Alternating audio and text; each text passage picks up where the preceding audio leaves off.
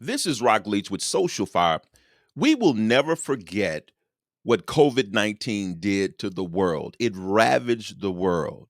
It changed how we interact socially. It caused us to be in a constant state of bereavement because people were dying left and right. I lost family members. You lost family members. And it ravaged the church. We were no longer able to worship together in person. But there's something else that's worse that's on the way, and you don't want to miss this video.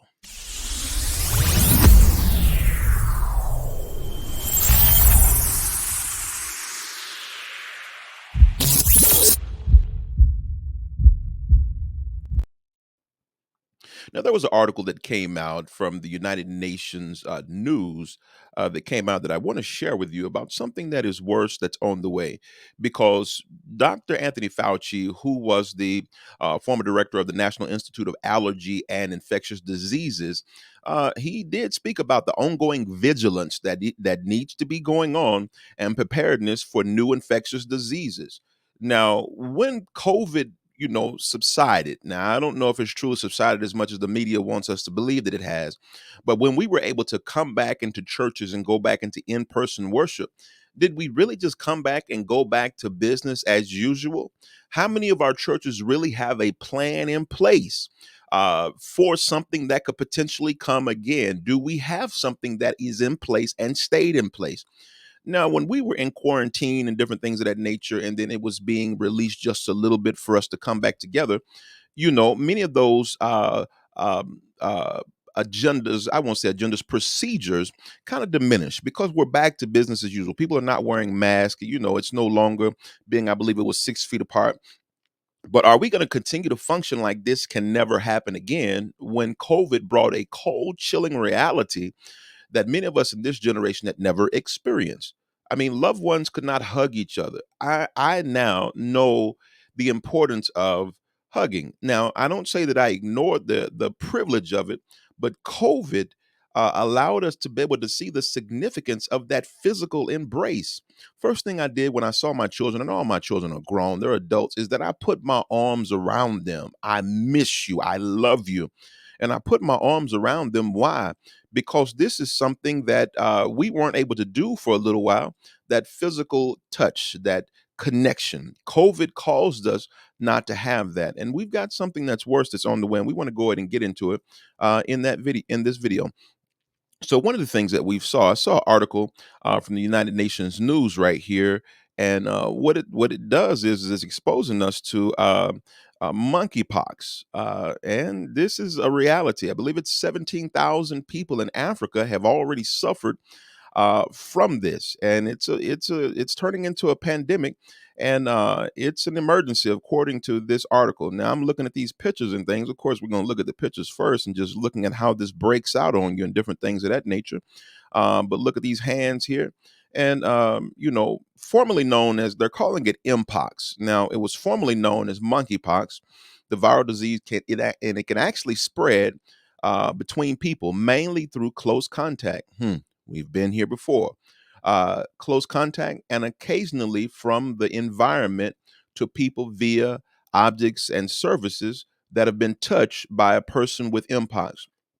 Now, we've been through this. We've been through this before. Now, our churches and pastors or leaders preparing themselves for that. Do we have a process in place for when this happens again?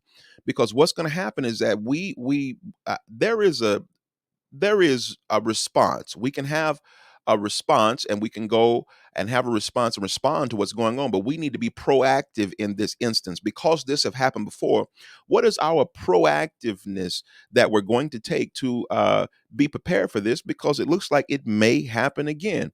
Now, it's all over in Africa as far as what I'm seeing here. It's in Africa, and it's over there, and it's really ravaging over there.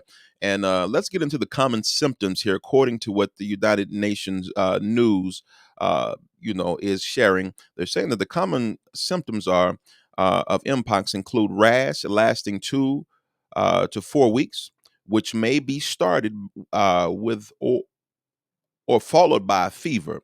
And I'm sorry, those words are pretty small. Let me put my glasses on. And so it could be followed by a fever. Now, looking at this, it says it goes from a fever to headache to muscle ache, back pain, low energy, and swollen lymph nodes. Now, I want to pause just for a minute. One of the problems that we had in the church that I brought up in the video is that we're so concerned with healing that we don't focus on health. I believe that if we focus more on health, we wouldn't have so many people that are needing healings. Now, I do want to say that. I do want to say that because COVID ravaged the church and ravaged people because of underlying conditions. People had underlying conditions. And we need to be more focused on a preventative aspect, a proactive aspect. And I just believe that we've been so focused on healing. Yes, God is a healer, but what will we do with these temples that He have given us? What are we eating? How are we eating? Now, any of these diseases, what our main line of defense personally, not just the church, but our main line personally is our immune system and how we are or do we have the vitamins necessary in our body? Or have we been keeping our health up? You see, I can talk about the church all day and whether or not the church is being proactive, but what about you? What about your family? Do you have a plan in place for your home? What is your plan when that job said you can't come back? Y'all, we all been there because we can't wait on the job to say you can't come back. And then I'm gonna be even more honest with you. Let me be even more honest with you. Part of me doing YouTube was because during the pandemic, I ended up getting into digital ministry, digital discipleship.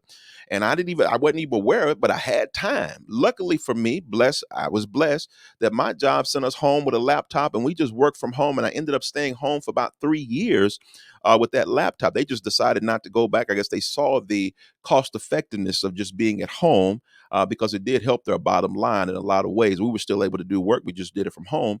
But looking at that, are you and your family prepared? What will you and your family do? Now, let's go even further. What will you do? Are you prepared? And I'll just be even more honest. I'm being transparent here. One of the things that I do in my life is that I've changed how I eat. I change how I eat. I fight against the high blood pressure. I fight against those things that come a lot of times through eating sugar diabetes and different things of that nature. And I know some people are diabetic because it's a hereditary thing or whatever, but that can be managed. It is, what are you doing about you and your home? And when I say you and your home, I'm not talking about your home with your children. I'm talking about you and your body. What are you doing? Because this is something that could really happen and could really come, y'all. This is a challenge right here, and it looks like it's already in Africa. And because of the way people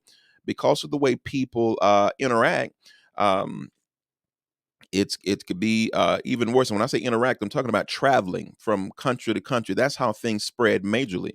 So we've got human to human, and it's got right here. How does mpox spread? And I already went through one aspect of it, but I'm gonna go. This one looks like it's a little more in depth. It says. Human to human, touching, sex, and talking or breathing close to someone with mpox can generate infectious respiratory particles, but more research is needed on how the virus spreads during outbreak in different settings and conditions, says the World Health Organization. Now, they have their ideas, but that's once again is something I wanted to highlight. That I did know that that was there. I wanted to highlight that because here are things that are being shared with us and even they don't have all the information just yet. Even the World Health Organization, and I want you all to hear something. Even the World Health Organization don't have all the details on how this can spread. And what we'll do is that we'll make it a political thing. Well, the president should have told us. Well, they gonna all do what they can do, and science can only do what it can do. But God can do absolutely everything that God can do, and God cannot fail. And so we need to prepare ourselves. We need to know where we are, how our bodies are. We need to look at our children and see what they eat and all of that. Prepare your home. Make sure that you got that pantry stocked. I'm telling you, toilet tissue and all that stuff was just gone. I don't know what in the world with people with so much toilet paper. But all of that was gone. All of those different things of that nature. What do your savings look like? I'm just saying, churches, what are you doing? How are you prepared? Many churches, if they don't have If they don't have the tithes and offering that happen, many of these churches just gonna fall through. They gonna fall by the wayside because they don't have any way to support other than that. So churches, are you prepared? Ministries, are you prepared? Are you prepared? Because this is a possibility and it will remain a possibility. But I want to know what you think about this. Jump down in the comment section and let's have a conversation. Let's go.